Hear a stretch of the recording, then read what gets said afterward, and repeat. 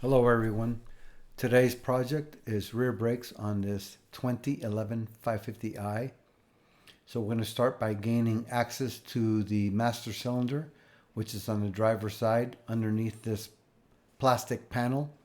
So you're going to remove that and then it'll give you access to the master cylinder. And the reason for that is we need to remove some brake fluid. So remove the cap. And we want to drain out whatever you can as far as brake fluid is, so that we can accommodate when you compress the piston calipers for the fluid that's going to back into the master cylinder.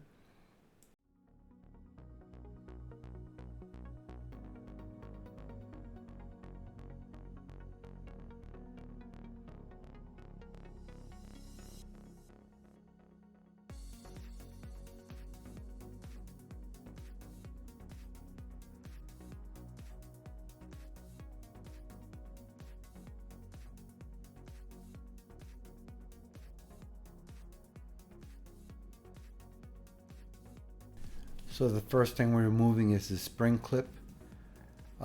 Your kit should come with a new one, so don't worry about if you get it mangled. If not, be very careful on how you remove it because you may have to reuse it. Now on the back of the caliper, you're going to find two plastic caps that you need to remove to gain access to the caliper bolts, which I'm showing you right here.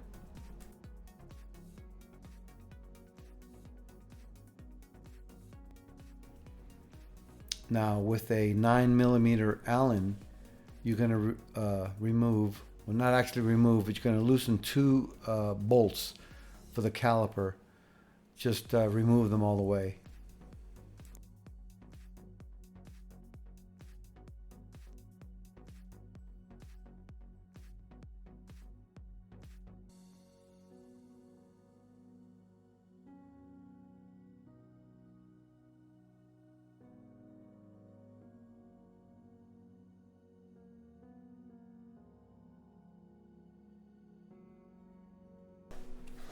Once you have the bolts removed, you can pull the caliper off the rotor and you can discard your outboard pad and the inboard one as well. Just remember there's a wire attached to it, and that wire is a sensor, which we'll discuss here in a moment.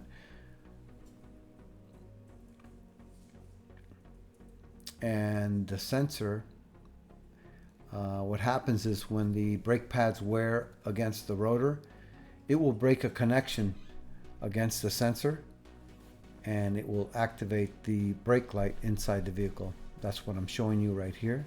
That's the sensor right there. And it rides against the inboard brake pad just like this. So yeah, when it wears, it's going to break a little connection there, and that's why the light comes on. So you will be replacing that sensor during the brake job. So go ahead and depress the piston back into the caliper. This is why you remove some of the brake fluid like I showed you earlier, because this fluid is going to back into the master cylinder. So that's what I'm doing right here. You can use whatever you can to do this.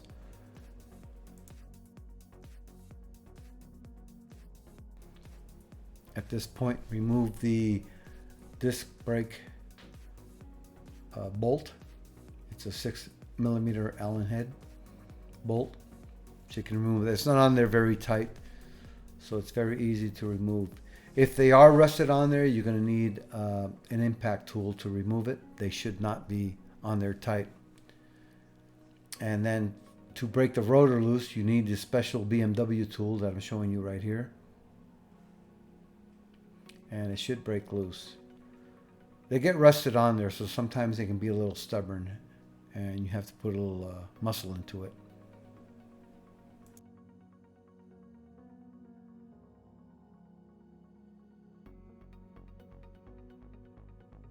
Now for the caliper anchor, there's going to be two bolts back there, and you're going to need an 18mm half-inch drive socket And you don't have to use a cheater bar here, but I like to use it just because it makes it a lot easier. Unless you have a nice, good breaker bar with good length, you can break these bolts loose.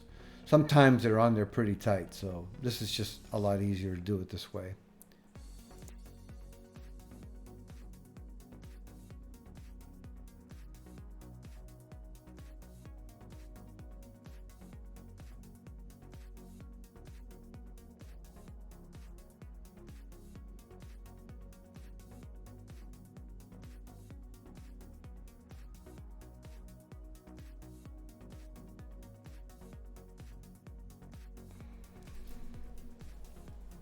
Once you remove the rotor, this is a good time to inspect your parking brake linings. And if there's any issues here, this is when you would replace that. Normally, I don't find any problems here, so it's pretty easy. Now, these rotors that I'm using, they were coated with a manufacturing oil. So brake clean them and wipe them down and clean off that oil that's on them. Now, a lot of rotors that you'll buy will come with a coating on them, depending on where you buy them. Like Bosch rotors, for example, will have like a gray coating on them. Do not spray those off. You're going to bolt those on just as they are out of the box. This one here does not have it, as you see, so I'm spraying off the manufacturing oil. Or if they're like zinc rotors, some high performance rotors will come already ready to bolt right on, so you don't have to do any of that. But it's a good idea to spray them off anyways. So here I'm going to go ahead and put the rotor back on. And you're going to line it up with this hole right there. It goes on. That's where the bolt is going to go for aligning the rotor into place. And then you're going to torque this down, which I'm going to show you right here.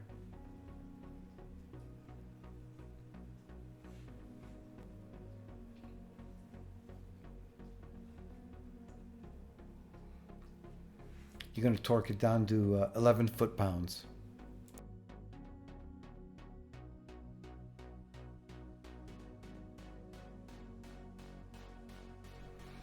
Now reinstall your caliper anchor with the two 18 millimeter bolts. And you could just screw them on there for now, finger tight. And we'll torque those down a bit. I'm just going to snug them up here. And you can torque them down right now, or you can do it later. Doesn't matter. I'm going to remove the harness right now. And this harness goes to a box that you're looking at right there, straight ahead. And inside there, there'll be a connector. So open up that little access compartment. And it's going to open from the front to the rear. So there's two little clips on the front of it. So carefully pry that open. It's plastic, so be careful. And then you can disconnect your sensor harness. And to do that, you're going to depress a little tab on the connector.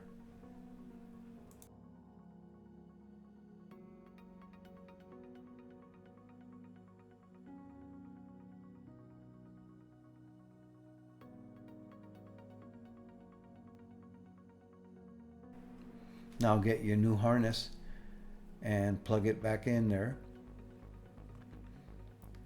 It only goes on there one way, so it's idiot proof. And then just plug it back into the little plastic box that it was in. And it's just a matter of routing everything back where it was. You're going to find that the harness has these little rubber grommets, and you can see that where it goes on the vehicle frame, it's going to have these little metal tabs, and that's what you're going to put the harness up on. You'll figure it out when you look at it closely.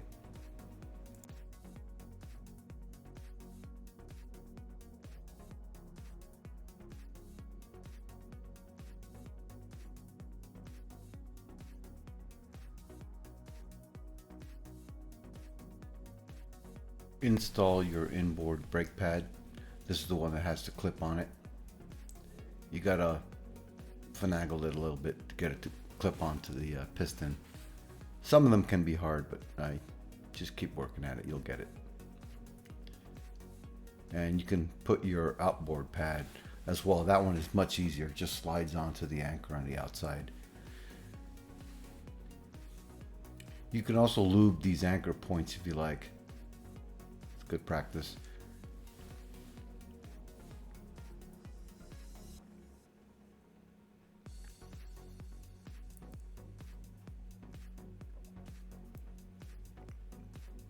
And now you can torque down your anchor, which I should have done actually a while ago. Torque them down to 81 foot-pounds.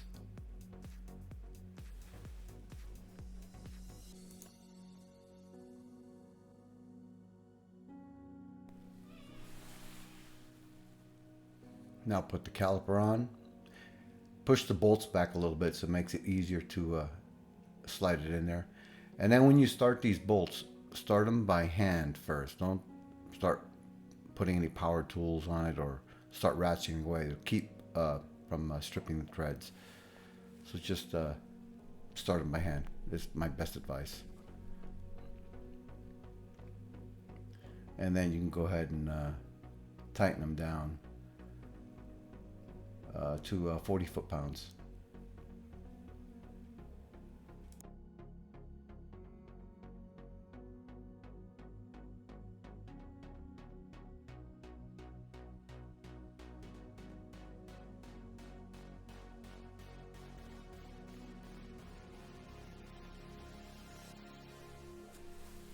Plug in your sensor, the wear indicator sensor, and you can see how it has that little tab that goes towards the rotor and the flat side goes towards the piston. So that's what it should look like. And also the routing here, this is what it looks like. So it goes right through there. You'll see, like I said, you'll see the metal clips that hold it in place. Now here I'm on the other side. I'm just finishing it up.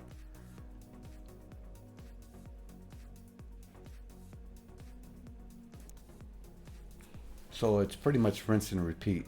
Now on the left rear, it has no sensor on it, so it's much easier. I spent most of my time showing you the other side so you can see where the sensor wire was. So this one here is identical, like I said, minus the wire.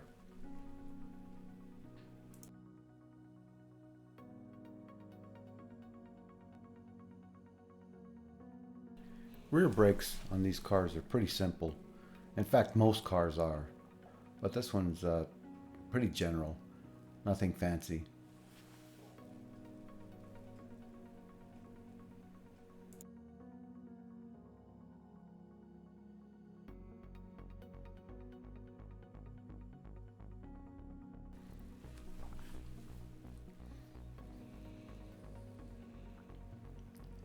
And now for the final touches, you're going to install those spring clips back.